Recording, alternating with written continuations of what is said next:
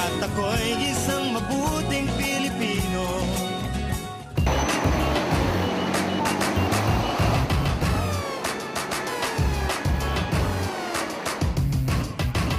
Kabayan, sorry nagpo-jump sila. Sorry ko ang nakakaloka. Bonggisius naman pala sila mag-flip-flop. Kami sa Bekimon. Wait ko naman sa anak ko magsasadlak. Ako sa may isang hamak na muda. Isang si Don Chidensi, isang Bekimon. Anong tawag dyan? Pekemon? Opo. Bakit Pekemon? Peke? Hindi ko maintindihan sinasabi niyo. Ano ba ibig sabihin nun? Pekemon, o Pekemon. Isang salita po ng mga bakla. Ay, paano kayo nagkakaintindihan niyo sa mga salita yan? Once po na na-splok ang Bekimon, Nag-splok. once po nag-splok ang Bekimon, sa puso at isip, kami magkakaintindihan. So kayo nagkakaintindihan. Opo. Pero kami mga pangkaraniwang tao na hindi nakakaintindihan, wala kayong pagkakataon. Hindi po. Pwede rin po pag-aralan kung gusto nyo rin po. Kasi po, Kayo ba nag-aral? hindi po. Yung pag may lagi po kayo nasasalang mo ang mga bakla, masasanay po kayo, yung mga ganyan. Sa conversation. Isa na ba ang YouTube video ang pinag-usapan ngayong taon? Ito ang kauna-unahang Bekimon video na nai-upload sa YouTube nito lamang 2 ng Agosto. Nay, idugay mo itistra sa refa mi para lumamigiti ng bonggang-bongga. Nay. Anekwa buong, Junakis.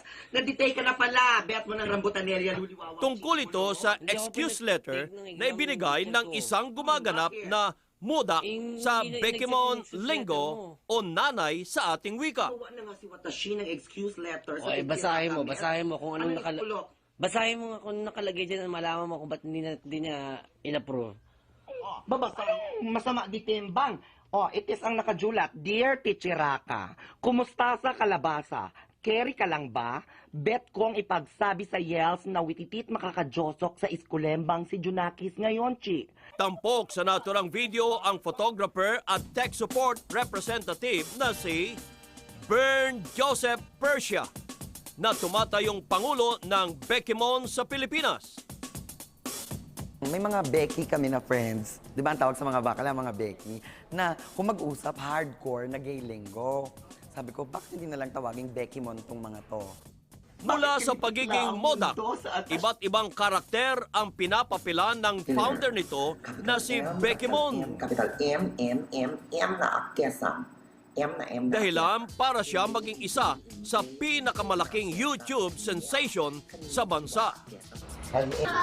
Kahit sino ginagaya. Thank you for calling. My name is Ana Dorotema. Isang call center agent Thank you. o Miss Universe candidate. Konting ambon, konting ulan, babaha na agad, Espanya!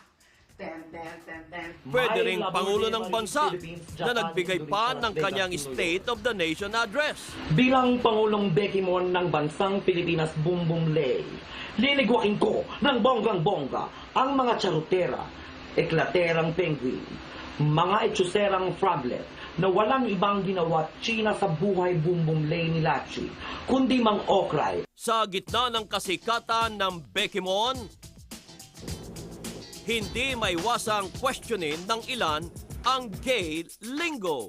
Ang lipunan kasi parang tinitingnan yung mga bagay na hindi niya naintindihan as panganib. Parang itong mga Bekimon ay may sinasalita na hindi natin naintindihan at yung hindi natin naintindihan ay tinuturing nating panganib sa, ginagalang na lipunan. Kinakabahan talaga dito yung mga nasa otoridad kasi tinitingnan nito na hindi seryoso at parang hindi pagsunod sa grammar na tinuturing na dapat matutunan ng kabataan. Pagtatanggol naman ng Bekimon founder, wala man itong intensyong masama. Katuwaan lamang raw ito at hindi dapat seryosohin. Ang paggamit ng Bekimon, palagi ko yung sinasabi, lalo-lalo na sa mga videos ko, na kailangan nating maging responsable kung paano tayo makikipag-usap o makikipagtalastasan sa kapwa.